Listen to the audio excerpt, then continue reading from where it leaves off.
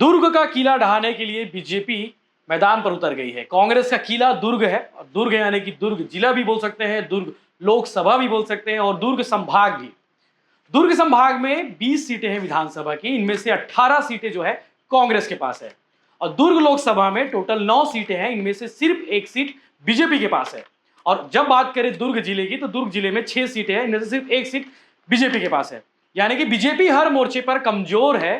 तो इस कमजोरी को दूर करने के लिए आ रहे हैं बीजेपी के चाणक्य कहे जाने वाले और मोदी के हनुमान कहे जाने वाले अमित शाह। अमित शाह दुर्ग आ रहे हैं 22 जून को, उनका कार्यक्रम शेड्यूल आ चुका है और 22 जून को एक बड़ी सभा होने वाली है दुर्ग लोकसभा के लिए, जहां पे हजारों लोग होंगे। दावा किया जा रहा है कि भीड़ ज्यादा होगी, हजारों की संख्या जो है लाखों में जा सकती है। तो इसलिए बड़ा स्पेस देखा जा रहा है कि अमित शाह की सभा जो है कहां की जाए। तो इस साल विधानसभा चुनाव है और चुनाव से पहले बीजेपी हर मोर्चे पर मजबूत होना चाहती है। इसके लिए बैठकों का दौर शुरू हो चुका है, चाहे वो मंडल स्तर पे हो, चाहे बूथ स्तर पे हो, या अपग्रेड करके जिला और संभाग स्तर पे। हर संभाग में, हर जिले में, हर मंडल में, हर बूथ में बीजेपी ग्राउंड पर उतर कर काम कर रही है। बीजेपी को देखने से ये लगेगा कि आपको एकदम इस साल चुनाव है और बीजेपी अपने सबसे एग्रेसिव मोड पर है।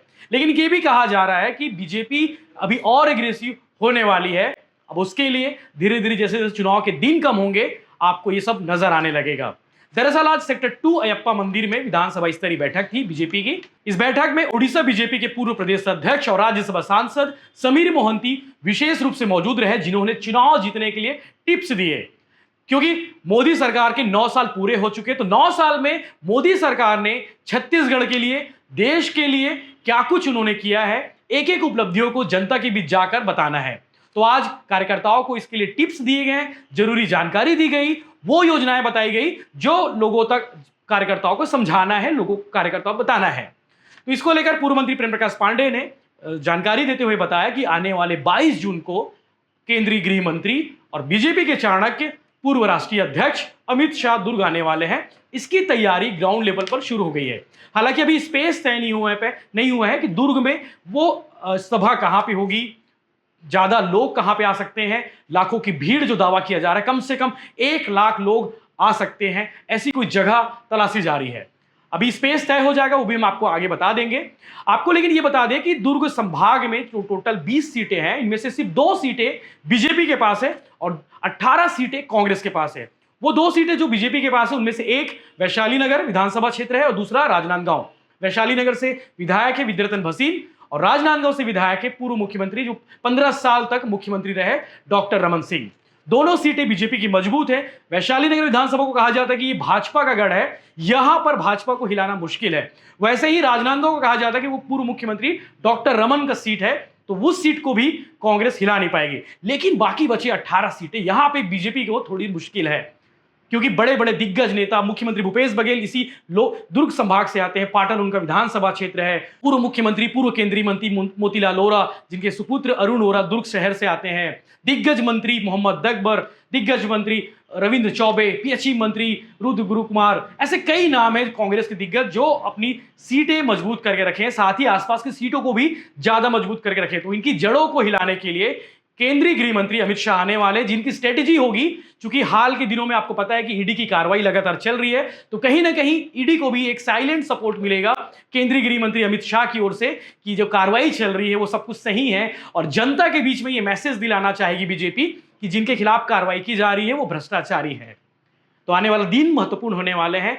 आज की बैठक में सांसद विजय बघेल, उड़ीसा बीजेपी के पूर्व अध्यक्ष समीर मोहंती, पूर्व मंत्री प्रेम प्रकाश पांडेय समेत तमाम बड़े नेता मौजूद रहे, जिन्होंने टिप्स दिए और बैठक को लेकर, आगे स्ट्रेटेजी को लेकर नेताओं ने क्या कुछ कहा है, ये वीडियो में आप देखिए। देखिए, ये 30 मई से 30 जून तक लगातार कार्यक्रम जो है लोकसभा स्तर पे चल रहा है, पूरे देश में चल रहा है, यहाँ पे भी चल रहा है। आज उसकी विधानसभा स्तर की पहली बैठक हुई है, यहाँ पर कार्यकर्ताओं का सम्मेलन हुआ है और इसके पहले जिले की बैठक, मंडल की बैठक हो गई। हमारे हर कार्यक्रम में 21 जून को योग दिवस है, प्रबुद्ध सम्मेलन है। हमारे यहाँ दुर्ग लोकसभा में 22 तारीख को अमित शाह जी की बड़ी आम सभा होने जा रही है। ये आप लोगों को पहले मैं बता रहा हूँ। और दुर्ग में व्यापारियों का सम्मेलन है 14 तारीख को।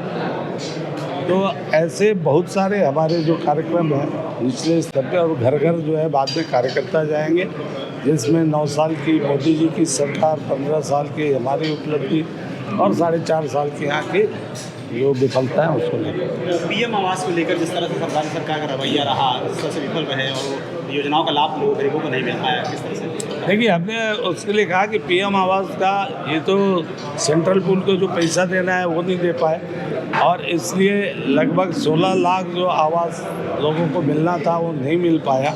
हमारी सरकार बनेगी तो हम जो उस समय वंचित थे, जो पात्र थे, उनको भी देंगे। देखिए, वो सेवा, सुशासन और गरीब कल्याण का ये कार्यक्रम को लेते हुए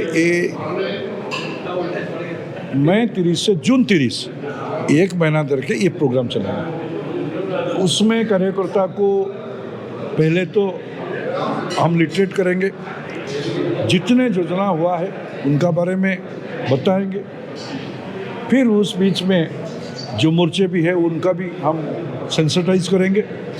समाज का हर वर्ग के लिए जो 9 साल में काम हुआ है, इस काम को हम एग्रेसिवली जनता का पास लेके जाएंगे, घर टू घर।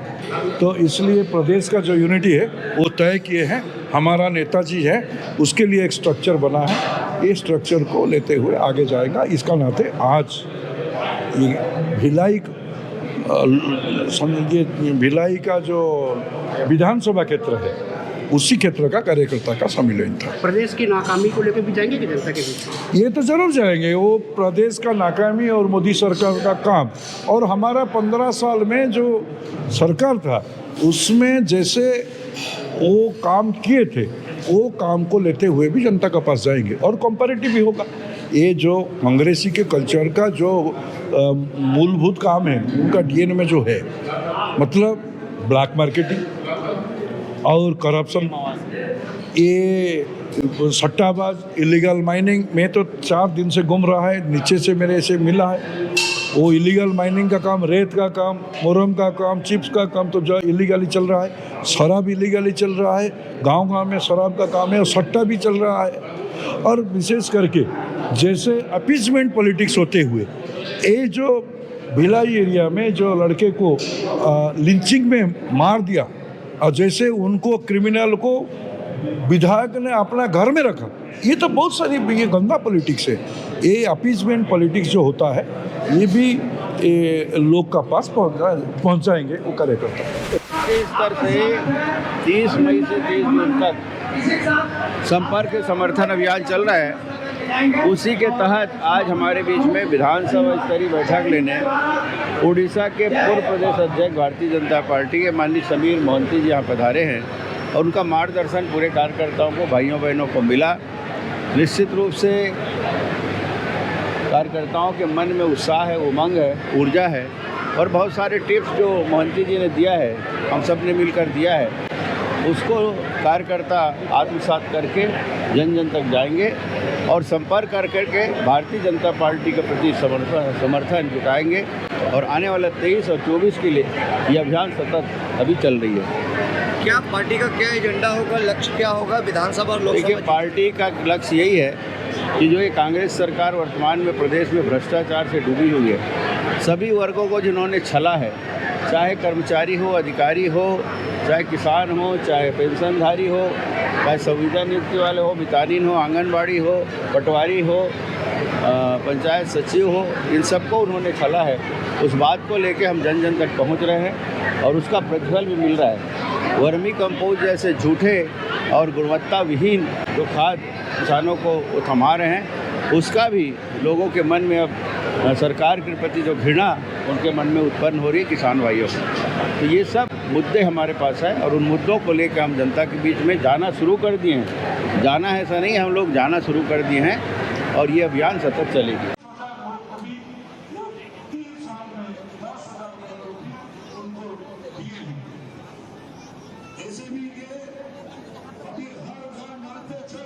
सबको कोई ट्यूबवेल का पास नहीं जाएगा, कोई कुआं पानी नहीं जाएगा, वो जाएगा तो सिर्फ अपना घर में काम लगेगा। ये ट्यूब से पानी जाएगा। उसमें 11 करोड़